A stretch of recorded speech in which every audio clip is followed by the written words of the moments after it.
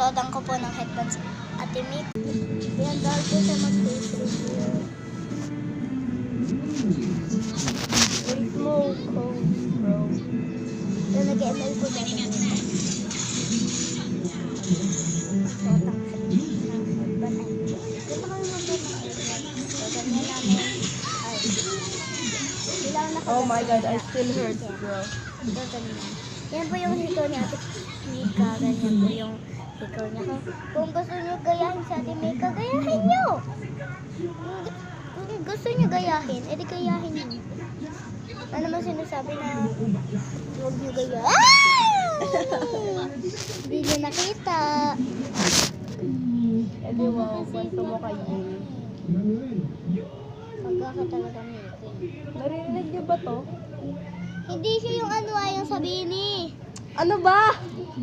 Hindi ka naman na mag, ano ng headband? Ayan guys. Pinasod mo na sa akin ni ate. Yan, bibenta ko to sa inyo ng mga I'm on my way. mga 50 Oh shit, go pesos. away, don't go there. Joke lang. Hindi ako kaya ng ate Mika. Oh.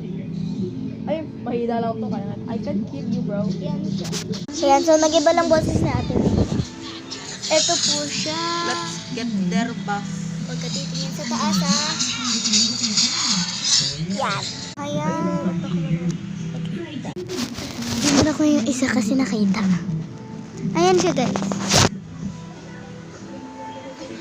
Ito po yung suot. Outfit check muna.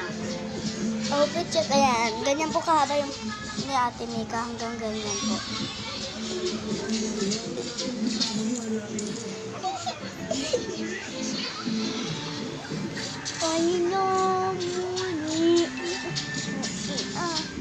Oh my God, my line. Pwede po ako sa magtangal. Hindi ko kayo nasa. May ganito po kami.